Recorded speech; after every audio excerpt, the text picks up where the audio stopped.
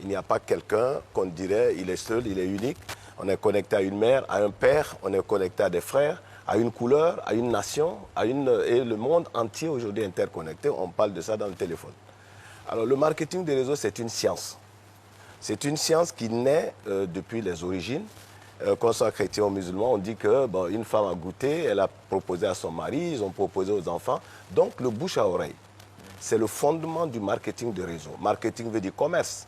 En réseau, c'est-à-dire, comme vous voyez, d'une manière interconnectée. Et tous les hommes de la Terre pratiquent le réseau. C'est une science qui s'impose à l'humanité. Qui veut être riche aujourd'hui, il faut passer par un réseau.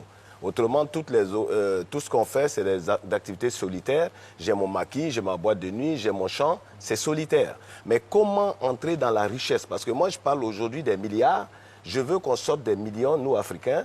On parle aux États-Unis de 545 multimilliardaires en dollars. On en parle en Chine qui vient de s'ouvrir au capitalisme. Les Africains sont entrés encore, quand ils ont 10 millions, 100 millions, ils disent on est riche. On ne peut pas compétir avec le monde.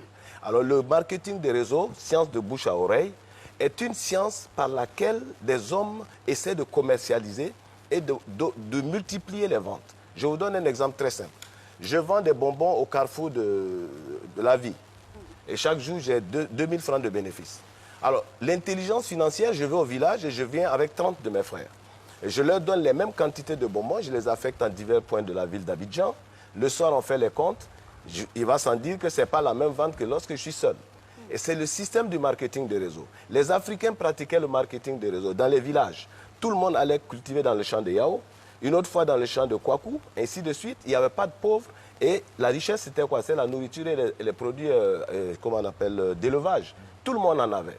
Donc, le marketing des réseaux, il ne faut pas confondre avec tout ce que nous voyons, où on vous dit, bon, voilà, vous donnez de l'argent, vous venez au bout de combien de temps, ça s'est multiplié.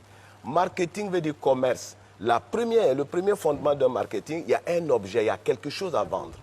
C'est quelque chose que des gens ont maîtrisé pour pouvoir vendre. Et généralement, il s'agit d'un fabricant d'un produit, donc qui veut optimiser les ventes. Il maîtrise les ventes jusqu'à la fin, c'est-à-dire la production, la qualité, et comment faire pour que cette vente soit optimisée. Donc, qu'est-ce que c'est que le marketing de réseau? C'est le fait d'emmener quelqu'un à acheter quelque chose.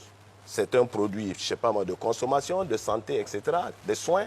Il le teste, il le goûte, et lorsqu'il voit que c'est bien, il le recommande à d'autres. C'est le principe. Okay. Alors donc, le principe, ce n'est pas, on ne cherche pas des vendeurs. Ça, c'est le marketing usuel, où chacun se débrouille, il se promène pour vendre. Or, le marketing des réseaux, justement,